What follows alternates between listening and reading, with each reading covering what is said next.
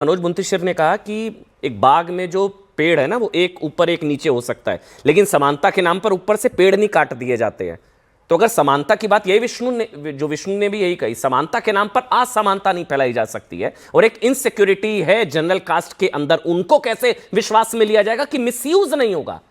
Misuse. और अनामिका, आप तो योगी को लेकर गाना, बीजेपी को लेकर आप प्रो बीजेपी कही जाती हैं भी, मतलब, लेकिन आप भी अब सरकार की आलोचना कर रही हैं एक तरीके से। जी देखिए, बिल्कुल अमन जी, एक बात कहूंगी मैं कि किसी एक को न्याय तब मिलेगा जब एक के साथ अन्याय हो। ये यदि इस तरह की कोई बात आएगी तो मुझे लगता है कि कोई किसी भी विचारधारा का हो, वो इस बात को कहने के लिए यहाँ पर जरूर उपस्थित होगा।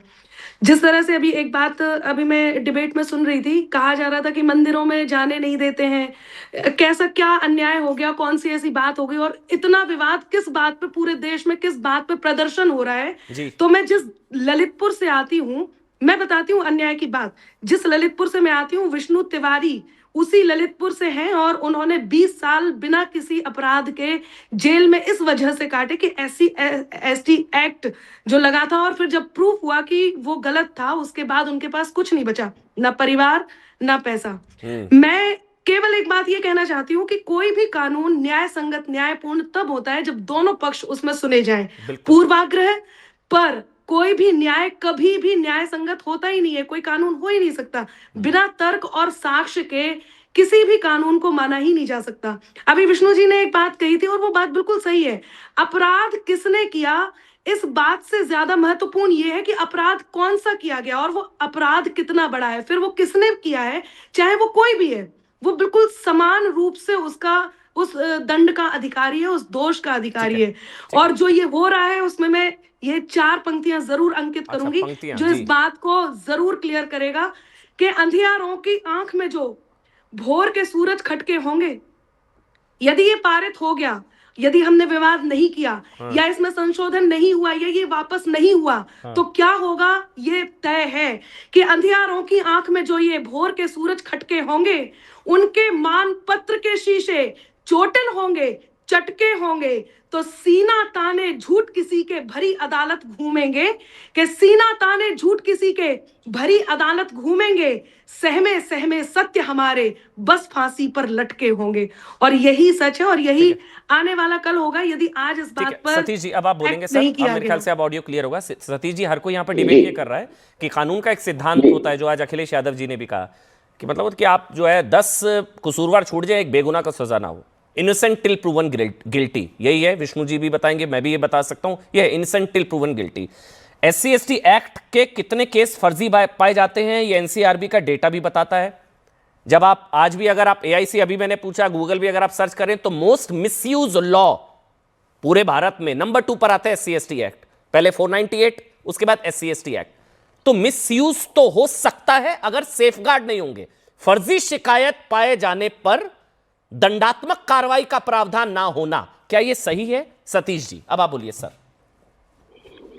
देखिए अमन जी, हमको एक बात ध्यान रखनी चाहिए। पिछले 3 दिन से हम एक चीज को डिस्कस कर रहे हैं कि इसमें सामान्य वर्ग का भी रिप्रेजेंटेशन होना चाहिए।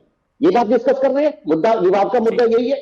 इस देश की न्याय व्यवस्था में आरक्षण लागू नहीं है, वहां एक विशेष जाति के लोग ही जज बनते हैं। जब इस देश का निचले पायदान का व्यक्ति इस देश की जो स्थापित न्याय व्यवस्था है उसके अंदर विश्वास कर रहा है, तो ऐसे में वो क्या कारण है? और अनामिका जी बड़ी एक कलाकार भी है, मैं उनका कलाकार के रूप में सम्मान करता हूं, लेकिन ये भी एक सच्चाई है कि यह हिंदू में है ना, तब मुसलमान नहीं था। यह भी एक सच्चाई थी। ये देश आजाद हो चुका, लेकिन जब इस देश में धर्म की व्यवस्था थी तो भद्रभाव बड़े पूजनीय है, उनको भाग करके कहीं ना कहीं दक्षिण में जाना पड़ा। यही वो जातिवादी लोग थे जो इतने बड़े संत को कहीं ना कहीं जाना पड़ा। मेरा मानना यह है कि रिफॉर्म होना चाहिए। विष्णु जी से मेरा कोई व्यक्तिगत बैर नहीं है, लेकिन एक शिकायत मेरी जरूर है। सतीश जी सारी बातें ठीक है, सतीश जी सारी बातें सही हैं, सुनिए ना, सारी बातें सही हैं, सुनिए ना सतीश जी, एक मिनट सुनिए ना, अब मेरी आवाज क्लियर नहीं थी, ये क्लियर कर दूं। विष्णु जी से मैं माफी भी मांगूंगा कि अगर मेरे शब्दों का गलत चयन हुआ होगा उसके मैं माफी मांगूंगा। लेकिन विष्णु जी, डीजे कॉलेज में 5 साल से एक दलित प्रोफेसर जिंदगी और मौत की लड़ाई लड़ रहा है और वो जैन समाज के लोग हैं। भैया उदाहरण छोड़ दीजिए, ऑडियो ठीक नहीं है, मैं माफी चाहूंगा सतीश भाई। ऐसे मैं उदाहरण देने पे आऊंगा। अभी एक यूनिवर्सिटी में एक मुस्लिम प्रोफेसर ने मीणा को पीछे जूतों से मार दिया, चप्पल मारी, उस पर कौन सा SC/ST एक्ट लग गया? अभी आई नहीं तस्वीरें, वो चली भी हैं। अभी एक मुस्लिम प्रोफेसर ने मीणा जो है उनको पीछे चप्पल मारी, जूते मारे, उन पे कौन सा SC/ST एक्ट लग गया? मैं उस पर जाए, मेरा एक ही कंसर्न है, जो शुभ्रास्ता और सुप्रिया जी और विष्णु जी, मेरा एक कंसर्न है, फर्जी शिकायत पाए जाने पर दंडात्मक कार्रवाई का कुशन ना होना या दंडात्मक कार्रवाई का प्रावधान ना होना, यह सबसे बड़ा कंसर्न। सुप्रिया जी, क्या फर्जी शिकायत करने वाले को ऐसे ही छोड़ देना चाहिए? बस इसका जवाब दीजिएगा, इधर उधर मत घुमाइएगा। फिर मैं विष्णु भाई आ रहा हूं, शुभ्रास्ता आ रहा हूं। फर्जी शिकायत पाए जाने पर क्या उसको ऐसे ही छोड़ दिया जाए? नहीं, उनके खिलाफ विदेश में कानून है, व्यवस्था है, उसके ऊपर कुछ भी नहीं। और इस रूल में नहीं है ना, इस रूल में नहीं है ना मैम, UGC रूल्स में नहीं है ना मैम, होना चाहिए ना। बस ये बोलिए मेरे साथ। आपने शो के शुरू में ही बोल दिया कि पहले ये आ चुका है कि जो भी खामियां उसको दूर की जाएगी। मैं कह रही हूँ कि आप शोषक नहीं हो तो डर क्यों है? सुप्रिया एक मिनट,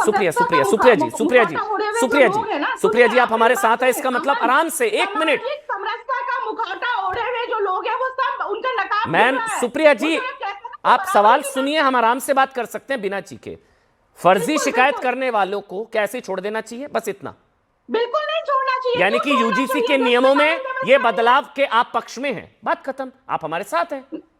नहीं बिल्कुल।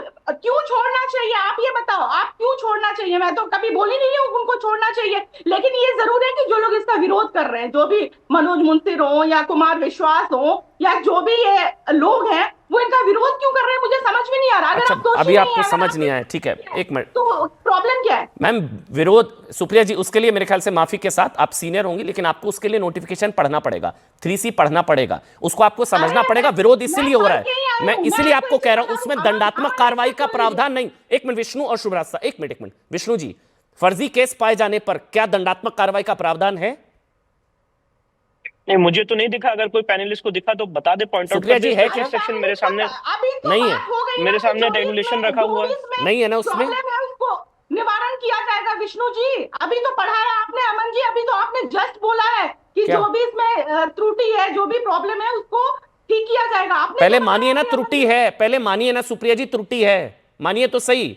और अगर कोई मान रहा है तो वो पिछड़ा विरोधी नहीं है। बस ये चैप्टर क्लोज, यहीं पर खत्म। अरे तो मनोज मुंसिर को क्यों आग लग रही है भाई? कुमार विश्वास जी को क्यों आग लग रही है? अरे इसलिए आग लग, अरे क्यों ना आग लगे? जो फर्जी शिकायत करता है उसको छोड़ दे ऐसे ही, कैसी बात कर रही हैं आप? बिल्कुल नहीं। तब देखिए ये बस हो गया। अब एक शुभ्रास्ता और विष्णु और फिर शुभ्रास्ता जी, हो गया मैम। प्लीज मैम, हो गया मैम। आप भी बोल रही हैं कि इसमें त्रुटियां हैं, बस बात खत्म। यही तो हम लोग कह रहे हैं, त्रुटियां हैं। कोई अगड़ों की बात या जनरल कास्ट की बात कर रहा है तो वो पिछड़ा विरोधी नहीं है। हम में से कोई भी यहां पर पिछड़ा विरोधी नहीं है मैम। पिछड़ों को न्याय मिले, जो अनामिका ने कहा, लेकिन अगड़ों से अन्याय की कीमत पर नहीं, बात खत्म। As simple as that. अब आप बोलेंगे 1 मिनट, विष्णु जी अब आप बोलिए, एक एक करके, फिर शुभ्रास्ता आप बोलेंगे। देखिए एक बार में एक ही बोलेगा। देखिए अमन